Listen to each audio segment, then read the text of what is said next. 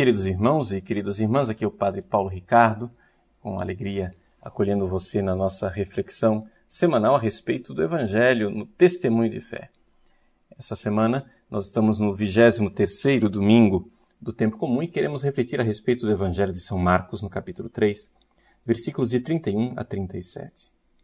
É o Evangelho em que Jesus cura o surdo com aquele famoso efatá, abre-te, uma palavra que ressoa na igreja ao longo dos séculos, porque a igreja colocou no seu ritual batismal. Por isso, todos nós somos chamados a viver este efatá. Mas, antes de aplicarmos isso à nossa vida, vamos tentar entender o que realmente este evangelho quer nos dizer. Vejam, o evangelho de Marcos está ligado, de alguma forma, a São Pedro. Nós sabemos pela tradição, conforme atesta Eusébio de Cesareia, que Marcos era o intérprete, era o tradutor de São Pedro. O velho Pedro, pescador da Galileia, não sabia grego direito e pregava em aramaico. E com aquela sua pregação em aramaico, ele convertia os pagãos. É assim que São Marcos aqui está traduzindo para o grego a pregação de Pedro. Mas algumas palavras de Pedro foram tão fortes, algumas palavras de Pedro ficaram tão impressas no coração do jovem João Marcos, que ele fez questão de trazer o original. Efatá é a palavra de Jesus. Abre-te. Aqui, São Pedro está pregando o evangelho aos pagãos e está dizendo aos pagãos aquilo que Jesus fez com um pagão. Sim, porque no início do evangelho desse domingo, há uma pequena anotação geográfica que não pode passar desapercebida. Jesus estava atravessando a região da Decápole. A região da Decápole era uma região de 10 cidades, ali perto da Terra Santa, onde hoje é a atual Jordânia, mais ou menos, que viviam a cultura grega. Vocês sabem que 300 anos antes de Cristo, houve um grande general, um imperador, chamado Alexandre o Grande, que conquistou, todos aqueles povos e aquelas regiões.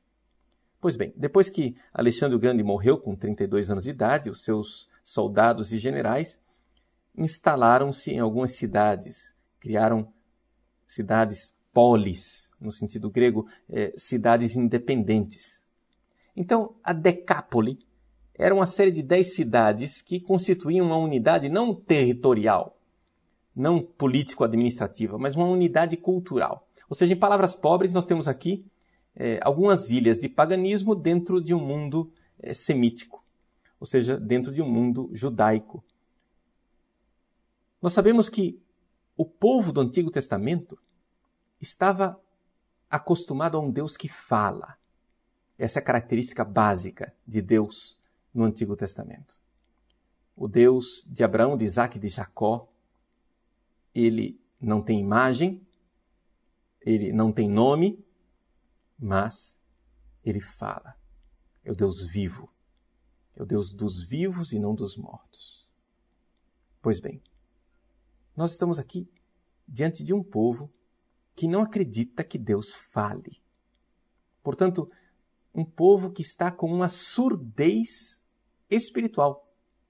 Vejam, eu não estou negando que Jesus tenha feito o milagre da cura de um surdo.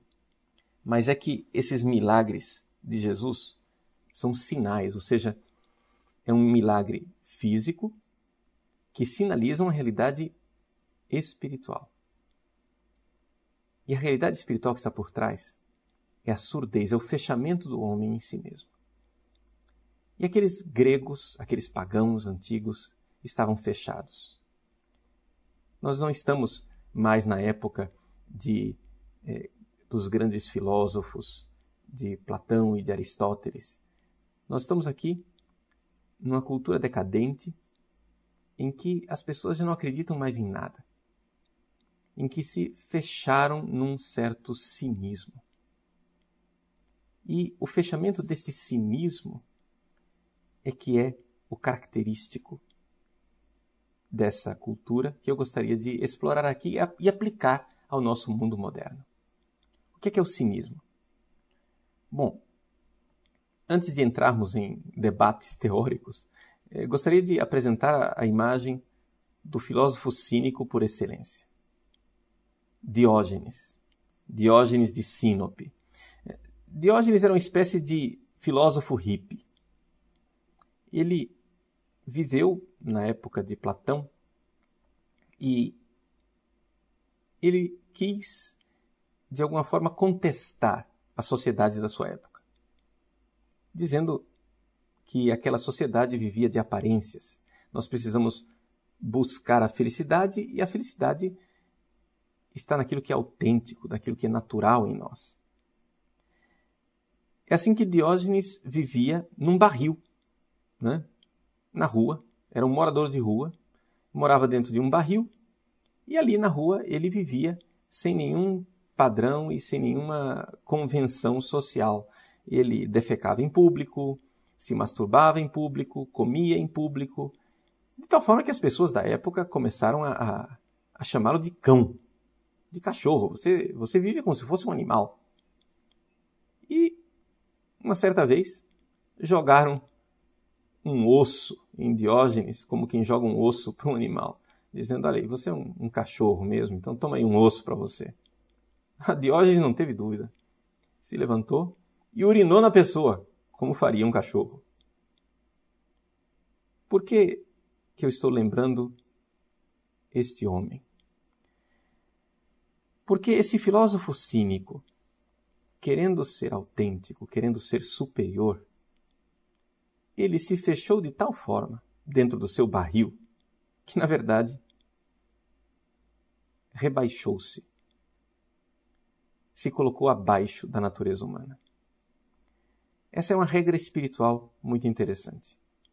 Quem quiser se elevar acima de si mesmo vai terminar se rebaixando abaixo da sua própria natureza. Quem quiser ser super-homem, na verdade, vai terminar sendo um animal. Vejam, Diógenes estava fechado em si mesmo.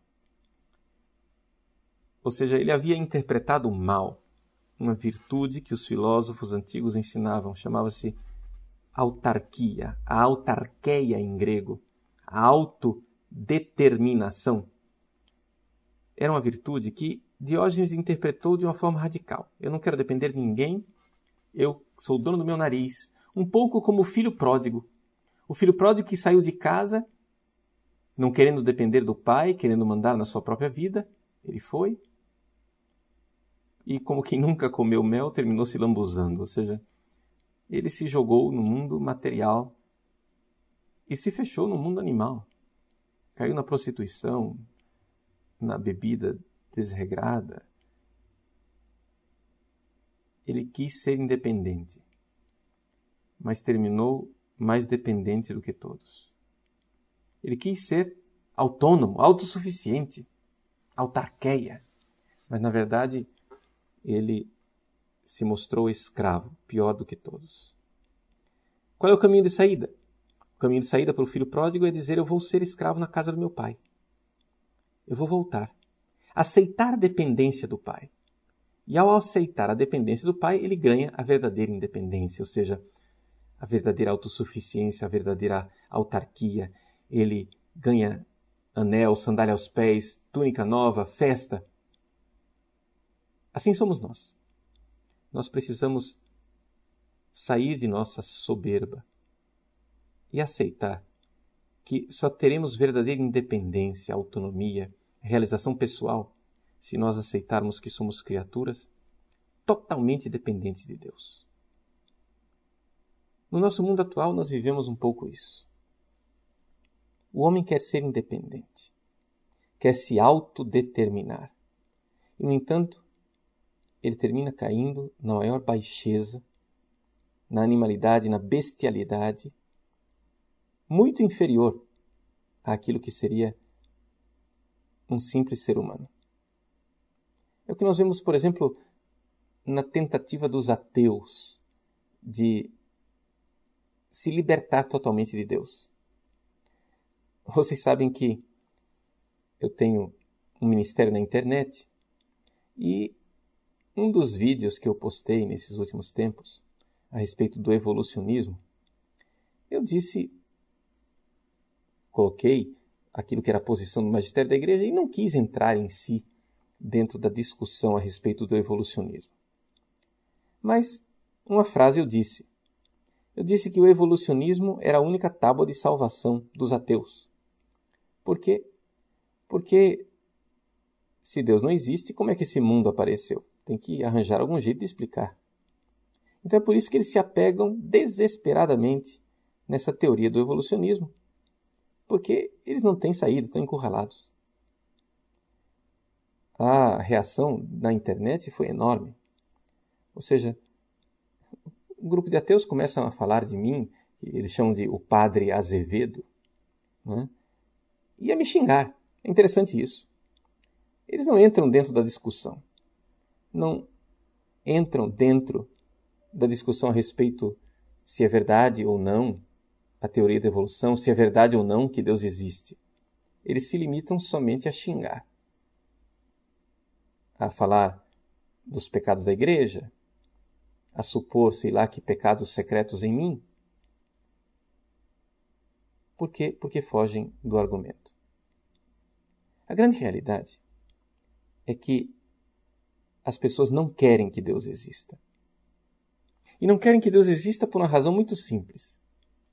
Se Deus existe, nós somos para Ele. Eu quero repetir isso e dizer com muita clareza. Veja, se você vai investigar, vai pesquisar, vai raciocinar, vai fazer uma busca filosófica para saber se Deus existe, antes de fazer isso, se dê conta do seguinte: o resultado da sua investigação não é indiferente. Saiba do seguinte: se existir Deus, você é para Ele. Se existe um Deus, você não se pertence. Você pertence a Ele. Então é por isso que tanta gente tem uma repulsa à ideia da existência de Deus. É por isso que tanta gente prefere se fechar neste pequeno mundinho, no mundinho em que nós estamos aqui, nesse mundo moderno em que, para eles, só existe a ciência palpável, a ciência concreta, a ciência empírica, sem se dar conta que, na realidade, estão se fechando numa espécie de mundo animal. Vamos olhar para a nossa sociedade. Nunca uma sociedade teve tantas certezas científicas, tantas certezas empíricas, tanto progresso técnico.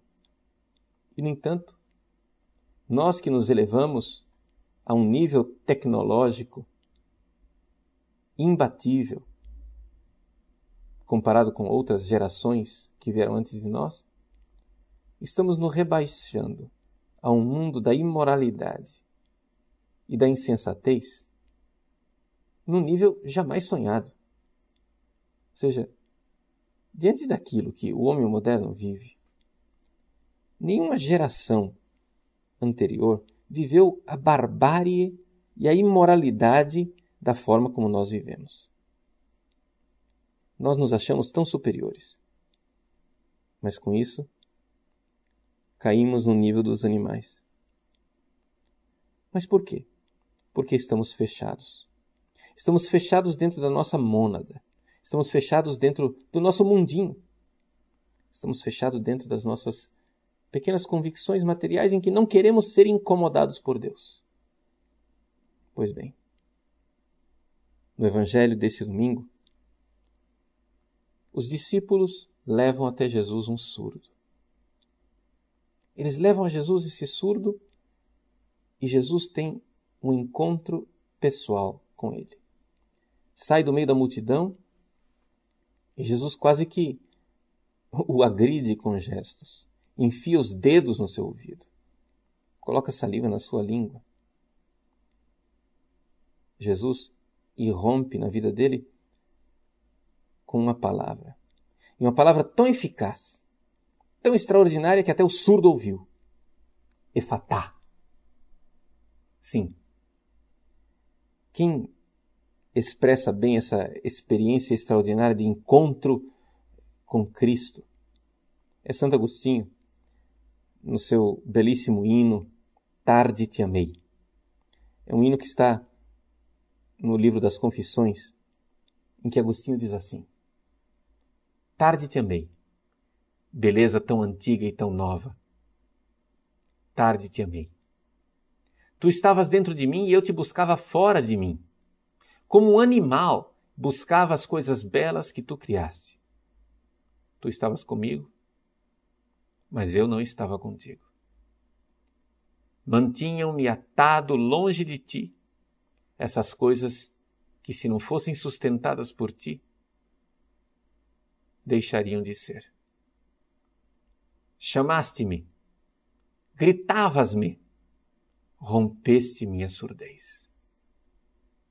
Meus queridos, eis aqui. Ele grita por mim e rompe a minha surdez.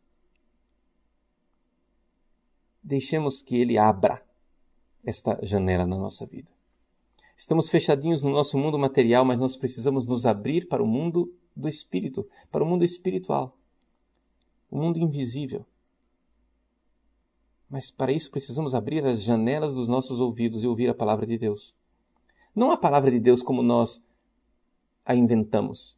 Não a palavra de Deus como nós queremos que ela seja, mas a palavra de Deus tal qual ela é. Como ela é transmitida na experiência da igreja. É interessante, pouca gente nota, mas Jesus, depois que desata a língua daquele homem que falava com dificuldade, aquele homem que literalmente tinha a língua presa, Jesus proíbe que ele fale a respeito do milagre. Bom, se Jesus curou a surdez do rapaz e desatou a língua dele, por que agora proíbe que ele fale? Porque não basta encontrar um Jesus que seja curandeiro, que seja um taumaturgo, um mágico, uma espécie de pajé que cura as nossas dificuldades. Esse não é um Jesus verdadeiro. Se nós quisermos encontrar Jesus de verdade, precisamos ser conduzidos pela igreja. Como no evangelho desse domingo. O versículo 32 diz: trouxeram um homem surdo a Jesus. Quem é que trouxe? Os discípulos trouxeram. Aqueles que já criam trouxeram. Se você quer encontrar com Jesus, se você quer sair do seu pequeno mundinho, você precisa se encontrar com Cristo na sua igreja. E na porta de entrada da igreja, a igreja coloca este rito belíssimo do batismo, em que você é aberto, efatá. Mas não se trata de um ritual mágico. Não se trata de uma coisa automática. Se você não fizer o esforço de se abrir, se você não corresponder, dificilmente essa abertura será eficaz. Sim, porque como eu disse, Deus não é uma ideia tal que com ou sem a qual o mundo continua tal e qual. Nada disso. Deus muda tremendamente a nossa vida. Tem muita gente que não quer admitir que Deus existe. Tem gente que não quer se abrir para a pessoa de nosso Senhor Jesus Cristo, simplesmente pelo fato que sabe que se Jesus é Deus, eu vou ter que aceitá-lo como meu Senhor. Se Jesus é Deus, eu não vivo para mim.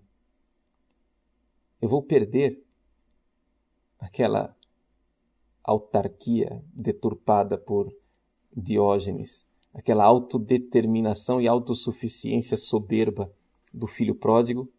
Eu vou ter que aceitar ser servo na casa do meu Pai. Somente assim eu reinarei. Somente assim eu encontrarei sentido na nossa vida. Meus queridos, vamos ser sinceros com nós mesmos. Você, fechado como você está nesse mundo material, fechado como você está nesse mundo sensual e animal, está num mundo insensato. O mundo sensual, meramente sensual, é insensato. Não tem sentido nenhum. Se toda a felicidade do mundo é essa felicidade aqui, então essa vida é uma piada de mau gosto. Esse mundo não tem sentido. Mas se ao contrário, nós professamos e experimentamos que existe uma outra vida, se Jesus ressuscitou na vida verdadeira para nos dar uma vida nova e uma esperança viva, então se abre, não somente os nossos ouvidos, mas se abre uma verdadeira janela para uma outra vida. O Efatá nos abre para uma vida nova. O Efatá é a porta de ingresso, uma vida nova que começa aqui nesse mundo dentro da igreja e se consumará na igreja que já é reino plenamente realizado no céu. Entramos? Sim. Abrimos-nos? Sim. Mas é necessário, para isso, aceitar essa total dependência de Deus, que nos dará o reinado e a independência. Meus queridos, aquele que traz sentido para a nossa vida veio. Se encontre com Ele. Se encontre com Ele através da igreja, dos sucessores apóstolos, através da Eucaristia celebrada a cada domingo. Se encontre com Ele no encontro verdadeiro. Jesus quer nos tirar do nosso cinismo. Nossa sociedade moderna se acha muito esperta, nós somos espertalhões, críticos. E com esse pensamento crítico, nós que pretendíamos nos elevar acima de sei lá o quê, terminamos caindo numa animalidade, numa bestialidade total. Somos equiparados aos animais. Vamos então nos abrir para aquilo que nos diferencia dos animais, para o mundo do espírito. Vamos nos abrir para uma palavra que rompe a nossa surdez, a palavra da igreja, a palavra de Cristo que vem através da igreja, que nos toca e diz Efatá. Abre-te. Sai da insensatez fechada e vai para o sentido de vida que vai além desta vida, na vida que virá. Esse é o caminho bem prático. O caminho prático no qual Deus começa a ser Deus. Quando nós aceitamos que Ele rompa em nossa vida e que mude nossa vida. O mundo pagão é um mundo que quer ser autônomo e termina sendo escravo. O mundo cristão é um mundo que aceita ser escravo e servo de Deus, mas que com isso encontra uma tremenda liberdade. Nós vemos isso, por exemplo, em coisas muito concretas como o pecado. O pecado escraviza, mas a virtude liberta. Qualquer pessoa casta pode pecar contra a castidade a qualquer momento. Mas o homem que está viciado na falta de castidade não pode sair dessa falta de castidade a qualquer momento, porque está escravizado. Qualquer pessoa generosa pode ser tacanha, mesquinha, fechada, avarenta, a qualquer momento. Mas aquele que é avaro não vai se tornar generoso do dia para a noite. Não é fácil para nós alcançarmos a nossa independência. Precisamos de um Salvador. Precisamos de alguém que faça o que ninguém é capaz de fazer. Que Jesus nos toque como tocou aquele surdo, que rompa a nossa surdez, como rompeu a surdez daquele surdo, dos pagãos antigos, de Agostinho e dos pagãos do tempo moderno. E que então possamos celebrar essa verdade. A verdade de que Deus nos recria, nos refaz e faz todas as coisas muito bem feitas. Nos reconduz como nosso Criador, do qual dependemos e ao qual amamos. Em nome do Pai, do Filho e do Espírito Santo. Amém.